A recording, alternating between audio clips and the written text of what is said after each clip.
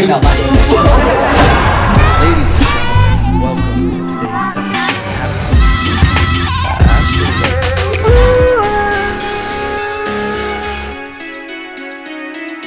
Yeah, ladies and gentlemen, I don't know if I can do it again.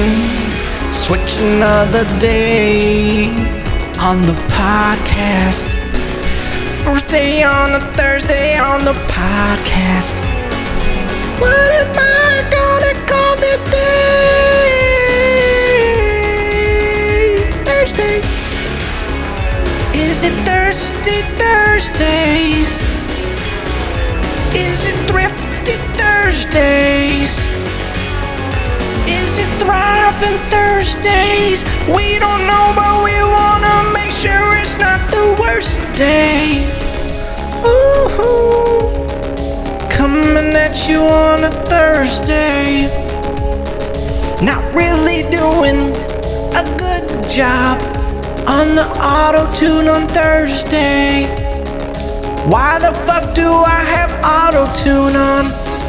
I'm a goddamn songbird of a generation. I don't need no auto-tune on this demonstration. Matter of fact, put back on that auto-tune. I can't sing as good as I thought I could. Cut the shit off. Cut it off. Everything. Cut it off. Cut it off. Ladies and gentlemen, welcome. Coming in thirsty. Glunk, glunk, glunk. Thirsty on a Thursday. That's what we're fucking calling it today. Thirsty Thursdays. Is that going to be the final product? No, because we're always changing, always evolving. Long intro today. Long intro today. I'll tell you what. Okay? I tell you what. If you build it, they will come. Who just watched Field of Dreams on Sunday? Ya boy. Ya boy. Earl Jones. Darth Vader. Coming in hot. Coming in hot. On a Sunday was Earl Jones. Earl Jones Jr., voice of Darth Vader. A golden voice. But that's not what I'm here to discuss today. Welcome to the brain of a fucking goldfish, ladies and gentlemen. I just drop it like that. I just drop it like that. Yeah. Cut the music off. Cut the fucking music on. I don't want to hear that shit again. No. Ladies and gentlemen, welcome. If it's your first time on the podcast, welcome. You're in for a banger. A banger of a Thursday. Normally Monday and Wednesday. Today we're getting after it on a Thursday. Okay, because we feeling thirsty. Parched Thursday. Okay? I'm just going to workshop this idea of what Thursday means to me. This whole fucking day. Okay, this whole episode. What is your favorite day of the week? We all got them. Some people like Mondays. Some people like Saturday, Friday. I don't know. I lead a hedonistic lifestyle. Okay? I just get out there. I'm feral. Okay? I don't follow the lines. I was the kid. You gave me a coloring book when I was a kid.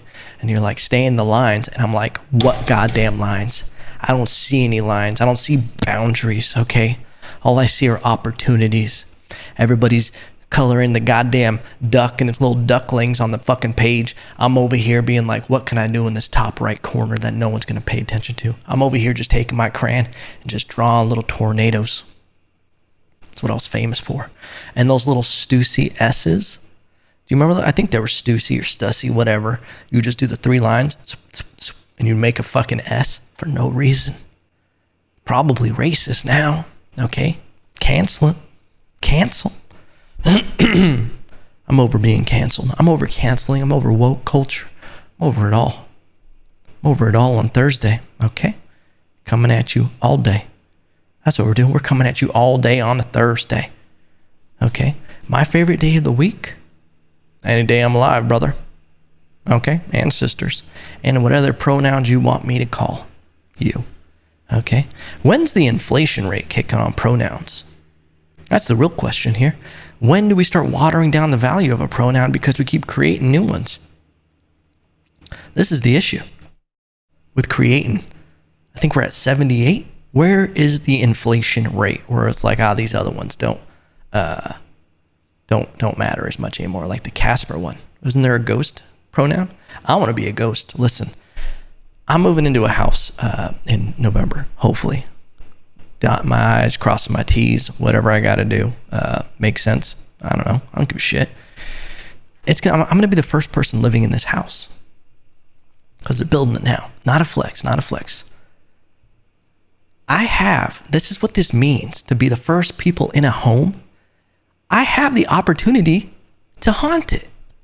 I could cement my legacy till the end of time to be a haunting. What's more baller than that? We got billionaires. We have, comedy legends. Legends just thrown around daily nowadays for everything. Goats. How many goats can there be? Okay. People basically, goat is a pronoun now. Okay. Anybody can be a goat, Tired of this greatest of all time talk. Goats. But you know what? Not everybody can be a ghost. Not everybody can be a ghost. And you know what? I'm hoping for it. Okay? And listen, this is going to end up being an true Hollywood story. They're going to be like, today, reporting on the news today, 7 Minutes in Evan podcast, D-level comedian was murdered in his home. And looking back at the home, there seems to be some spooky things happening. And then you just look behind the reporter and you just see a person in the background just behind the curtain. It's me. It's your boy. I'm only going to haunt it. That's what I'm going to do. I'm going to haunt it being like, coming in hot. Like if someone gets up in the middle of the night to go to the bathroom, or if whatever new couple moves in there and they get into an argument, and whenever someone says something that just makes sense, like it just like, oof, hits them in the distance, they're just going to hear bars. He's cheating on you. Because I don't want to be a ghost that haunts people and like really fucks them up. I don't really care. I'm not there to fuck people's lives up like that.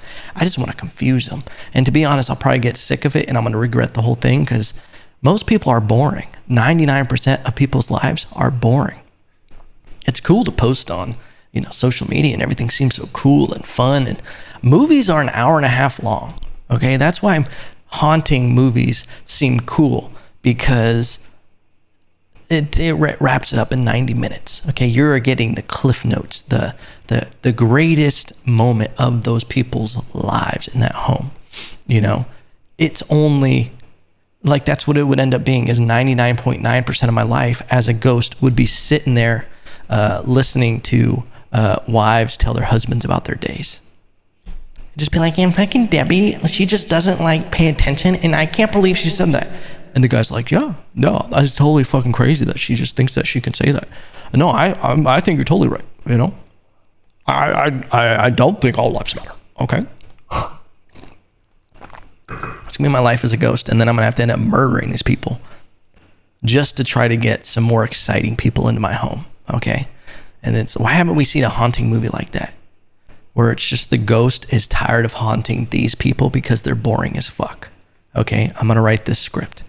A ghost is tired of haunting these people, and he kills people if they're too boring. Like if they start getting too many recipes off Pinterest, they're sticking to missionary too often. Gotta kill you. Okay, would it kill you to take this to the floor? Would it kill you to switch things up a little bit? What are you gonna have, a golden retriever? Or I feel like the golden retriever of this era is like the Australian shepherd dog. I feel like that's like, there's things that are just labeled as Pinterest to me. And there's so many pictures that I see and I'm just like, this is so Pinterest. It's so, hey, look at this. I'm gonna put a flower next to a pebble and then put good vibes only. Hey, why don't you get a personality? I feel like there's a lot of people who just go on Pinterest for their personality. They go on there. Listen, guys go on Joe Rogan to be like, what's my opinion on life? And girls go on Pinterest to be like, what's my whole personality? And I'm not knocking it. It's just, I want to vomit when I see it. And that's why sometimes I think everything just repeats. That's why your boy's been staying off social media. Okay, I dabble. Okay, I go out there, I put content out like I'm skipping a stone on a river, just, and then I walk away. I get what I need. I look at some stuff. I support people. They got shit going on, but then I'm like, I'm out of here. Shit starts getting too repetitive. How many signs how many pictures of your kids do I have to see of them holding signs saying it's their first day of fucking second grade? How many signs? How many little kids in sweatshops have to keep breaking the little fingers, making these little signs so you can post this picture, hashtag first day of school? How many? Karen? Stupid. Listen. Karen is an easy target, okay? To be honest, I'm tired of it. Karen is like a new racist word for women who just care too much, you know? What's the opposite of a Karen? I feel like Karen could be interchangeable with Debbie. What's like a cool woman's name?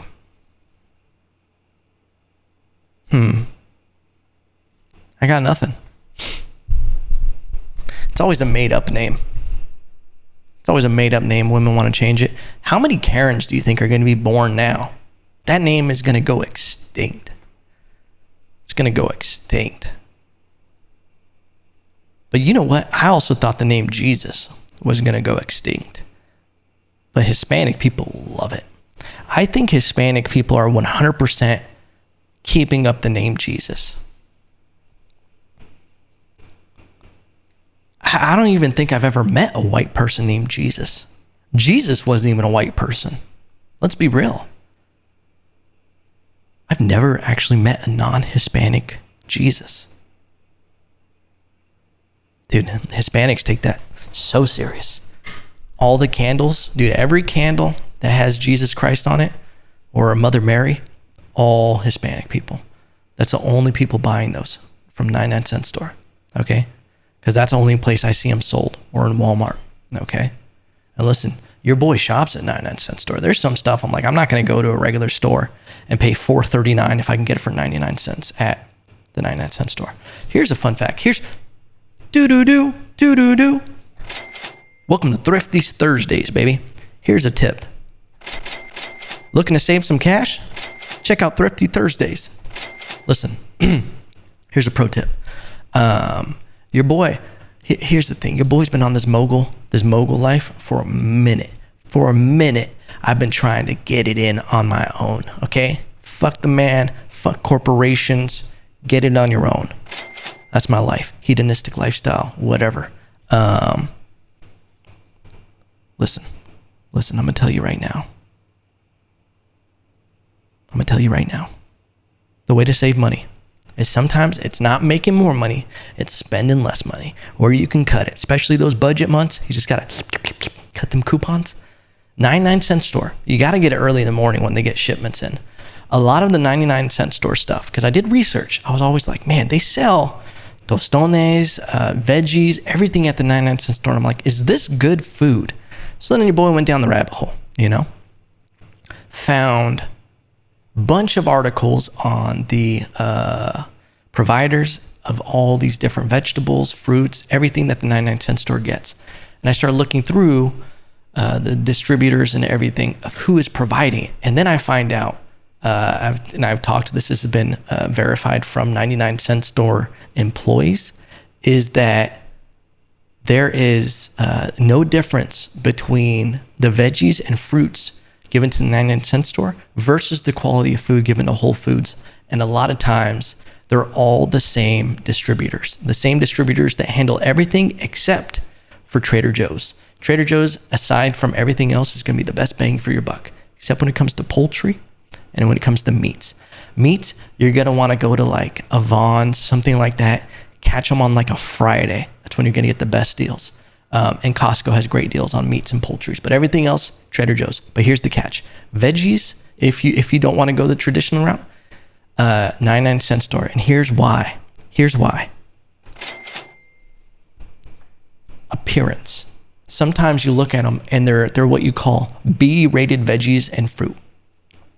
They do not meet the standard of what is a display looking veggie or fruit. No difference in quality. You can look and you'll see the name brand fruit and everything, but it's just shaped a little weird. It's a little oddball, okay? It's a little oddball fruit or veggie. It might not look cool, but you can get quality food. It's going to be the same quality once it's all cooked, and it just goes in you and it all comes out the same, you know? You take that to the bank and smoke it. What? Moving on from Thrifty Thursday, ladies and gentlemen. The fuck were we talking about? I really don't even remember. Oh, Hispanic people keep the name Jesus alive. Jesus. Amen. Hashtag blessed. A few weeks back, we had an issue with the homeless in Austin. I think we talked about it. How this lady approached me and gave me this huge spiel on how she gave me a riddle about money, and then when I told her I didn't have any money, she just disappeared, fairy dust. She didn't exist anymore. Well, listen, your boy, I circulate the same areas, okay, of downtown Austin. And here's the thing. Sometimes when you see homeless people, you think they're nomads. You think that they're just passing through. Nah, they live there. They might as well have a mailbox, okay? Because your boy's been running into the same ones. And I ran into this issue where I'm walking to a popular show, Kill Tony, on Monday, and me and another comedian are walking down 6th Street. And as I'm approaching, I can see this homeless woman. We'll call her Tabitha, okay? Tabitha has her eyes locked on me and this other comedian. And he's a little bit in front of me, maybe like 5 yards in front of me. So we're walking, and all of a sudden, she just walks straight up to him, gives him a hug, and doesn't let go. And he is being nice and trying to push her off. Listen, dude, homeless person tries to hug me, you might catch a judo flip. I'm sorry. It's just, that might be my reaction because I don't know what you're going to do. In the great words of Chael Sonnen, I can't let you get close. Okay? He's holding her off, and luckily it worked out. He probably took the better route, and he just moves her to the side, but then she grabs him from behind and is holding onto his shirt, and she's like, I'm coming with you. You're not going anywhere. And then it's like following him all the way to Vulcan Gas Company. And it's just like, holy shit, this is nuts. And then finally she lets go, and then we're standing there, and I'm like, dude, I saw that whole thing unfold. And he was like, dude, you saw that? That was insane. So then she gets into a fight with the bouncer. Bouncer has to like kick her off the sidewalk and everything because there's a bunch of comedians outside of Vulcan, and the homeless people they assault you verbally. They try to hustle you. They're trying to get anything. And one dude trying to sell me a fucking Fossil watch. I'm like, yeah, this for sure isn't stolen, right? And it gets so intense there. So then I go to Kill Tony and everything, the show. After I decide I'm waiting outside, and I'm waiting for my buddy who's inside. Your boy standing there with a plate of French fries. Yeah, so what? Sue me. And that homeless girl comes back up to me, and I see her coming up to me, and I'm just like, hey, you know, and there was a car coming, so I was like, hey, there's a car coming. We were like kind of on the street. And then she's just like, can I talk to you for a second? I'm like, no, I'm good. No, please just come here. Can I talk to you? Literally the same hustle that she did before. And I'm just like, no. And then I just go, I don't have any money. And she gets angry. She goes, I wasn't going to ask you for money. And I'm like, Tabitha, I know the hustle. But then she goes, I was just going to ask you what time it was. And then I'm just like, I just checked my phone a couple minutes before she came up to me. So I just, without looking away or anything, I just go 9:34. And she goes, man, you're that same piece of shit guy from blah, blah, blah. And then she starts going off on me about how I did something to her. And I'm like, does this bitch have me confused? Tabitha, you know, I ain't the one. You ain't that guy, pal. Trust me, okay? And Tabitha just starts yelling at me. And then she starts pointing at me. And then she starts acting like I stole something from her. And she's like, he's the one that took it. He's the one that blah, blah. And she starts just getting belligerent. And not only that, she's now awakening the walking dead around her that are sleeping on the ground. And they're starting to look at me like, oh, what did you do to her? And I leave. I'm just like, I'm out of here. I'm like walking away. I had already started walking away, but then all these zombies literally start getting up, like they're going to start chasing me. And luckily they didn't. They just petered out. But they started like, I was just thinking, I was like, dude, when am I going to get murdered in downtown Austin? That's the reality of the situation. It's just a matter of time, you know? This is the one thing, if I had it, it's so crazy. It's so crazy.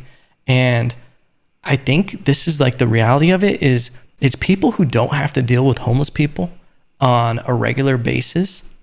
I think there's a more ideology way of handling it where you're just like, hey, we're all kumbaya, we are the world, and we need to treat people like a certain way. But it's like, dude, you are not in the trenches. You do not understand what is going on here. And there's like has to be rules and laws, and because it feels like, honestly, in downtown Austin, it's a matter of time before something really bad happens again. Because I know there's a shooting downtown. I know there's been issues with homeless and even attacking the police. They started defunding the police in Austin, and then now there's situations where homeless people can be like, hey, you're not going to be able to shoot us all, while they're surrounding a cop, and a cop has to leave. Like, he has to retreat back to his car.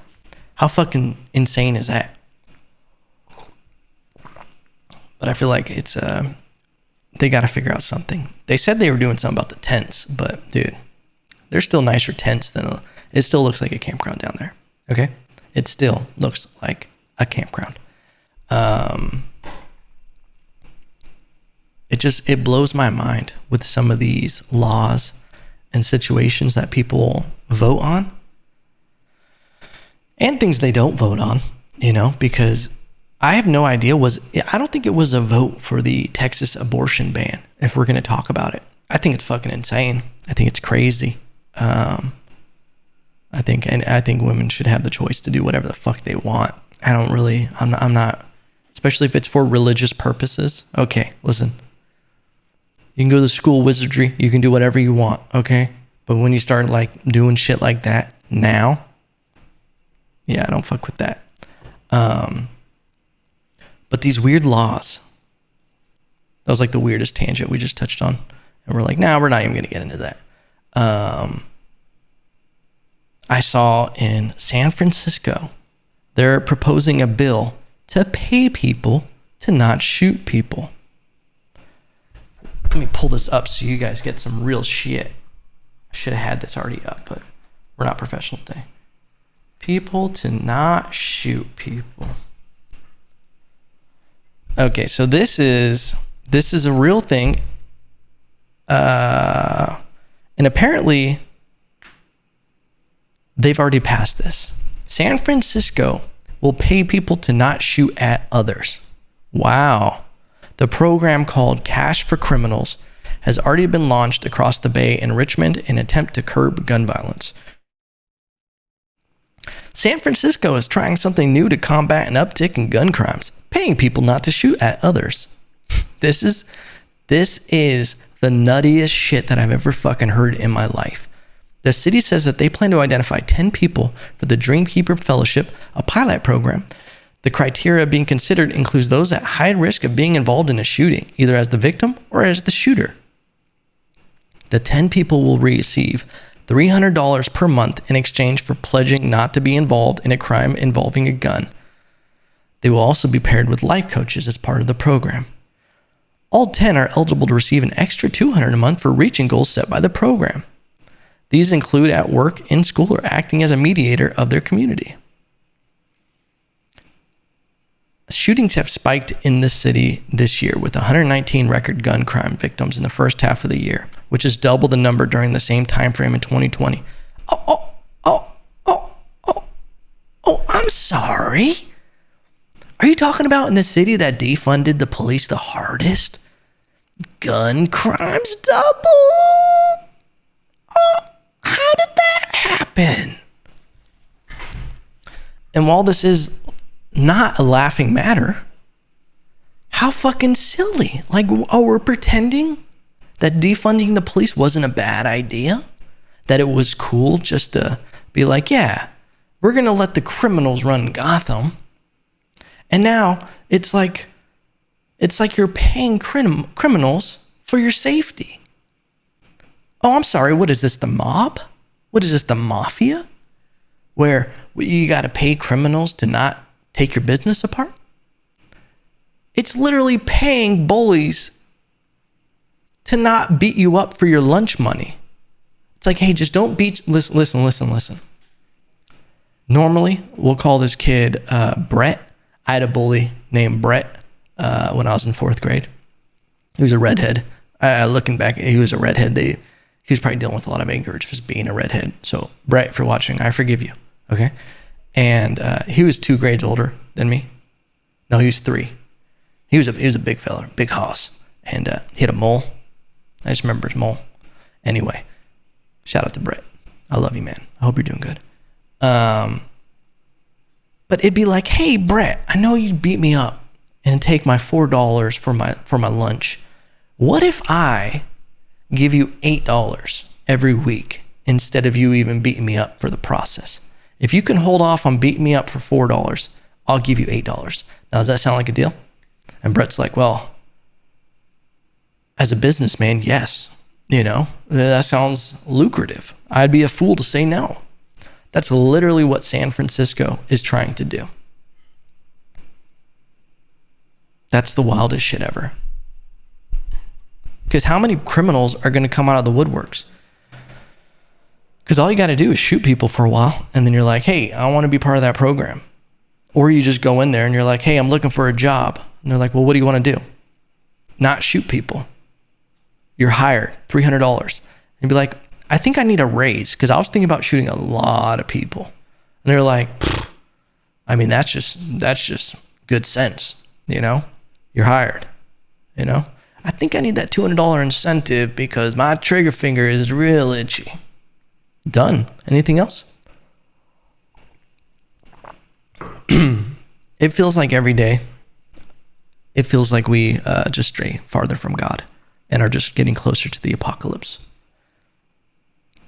Like it feels like a matter of time before some crazy shit just happens and then we're all Lord of the Flies. Like some things just aren't making sense at all in life. For one, this weird San Francisco law. And another, this weird abortion ban in Texas came out of, I don't know how that just got passed. I don't know why Republican states are following suit with trying to get these abortion laws passed. It's weird to me that Greg Abbott, I don't want to get too political here, says that he's going to try to eliminate all rapists in Texas so we don't have to worry about getting abortions because of rape. What? You don't think some are going to slip through the cracks? You don't think there's going to be some weird situations?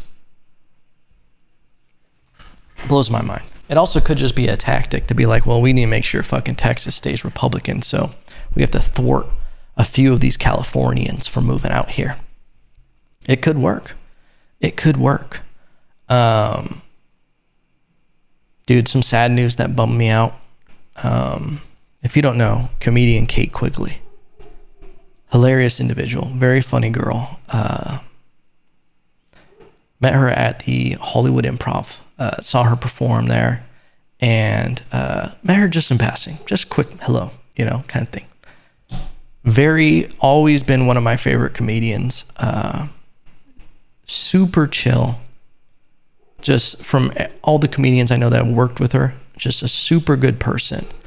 She is in critical condition for an overdose of fentanyl that she had taken unbeknownst to her. Cocaine that was laced with fentanyl. And she was with 3 other people who passed away.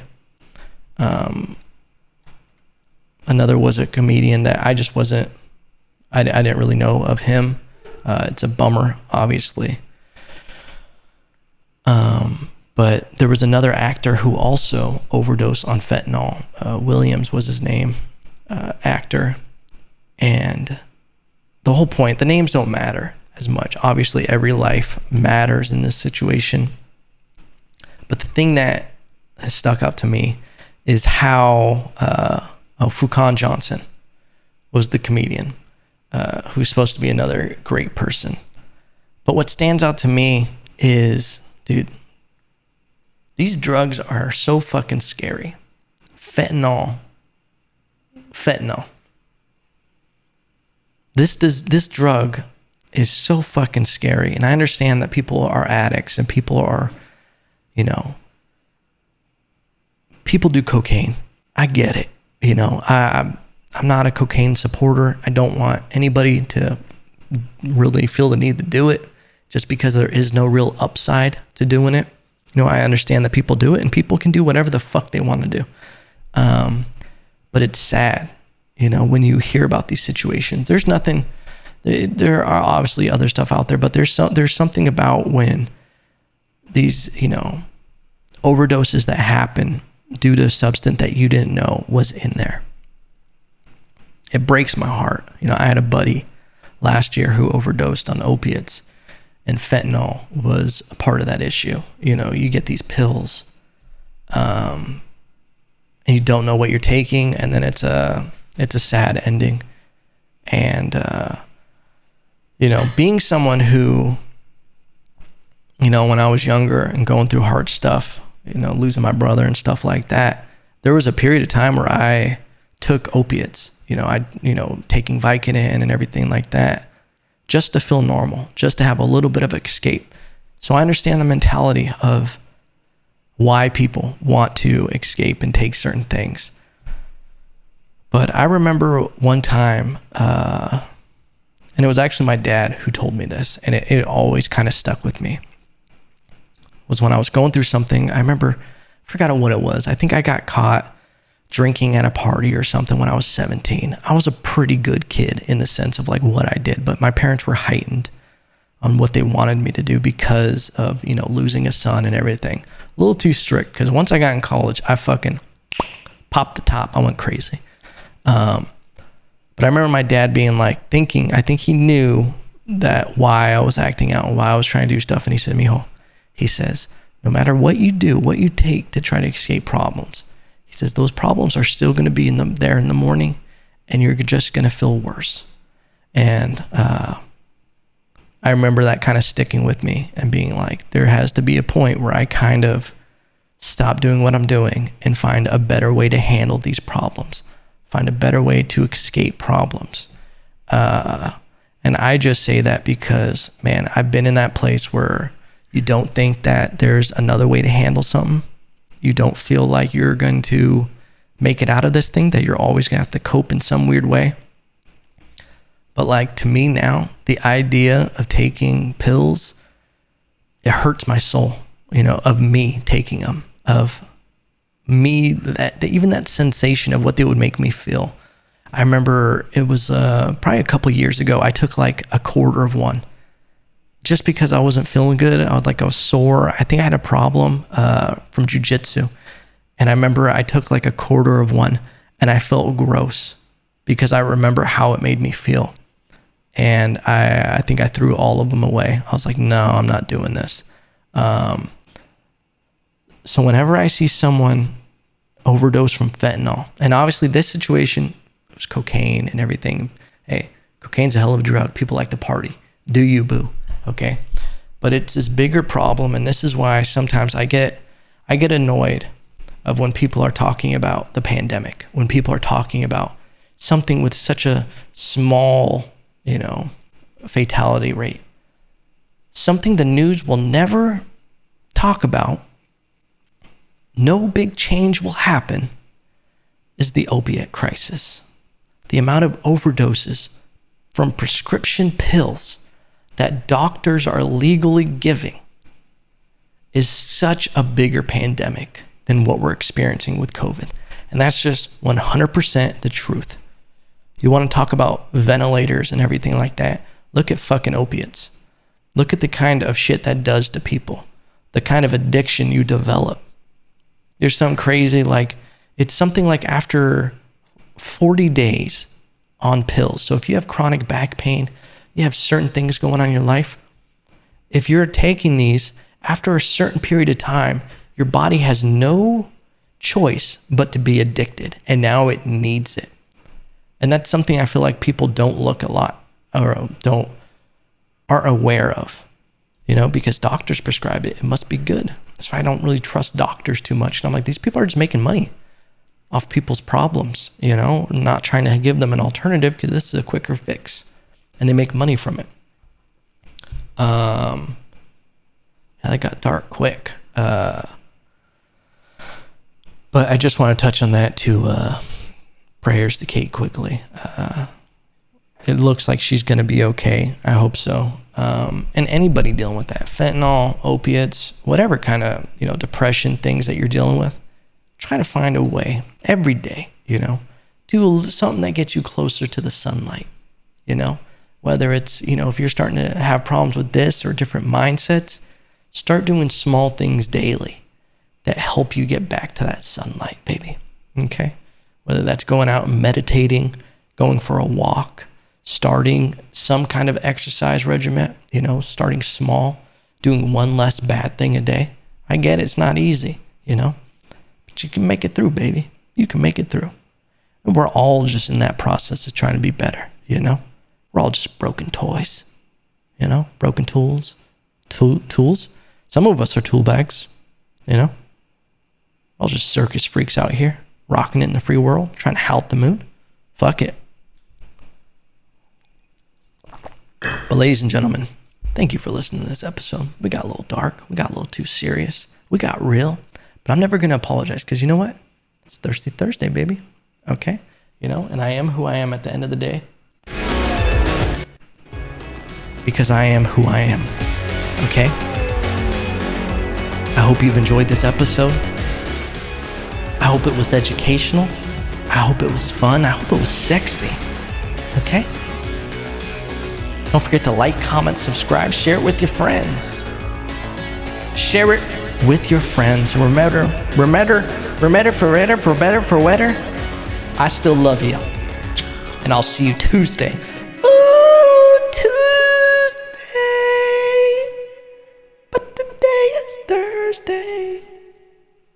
And I still love you till the end of time.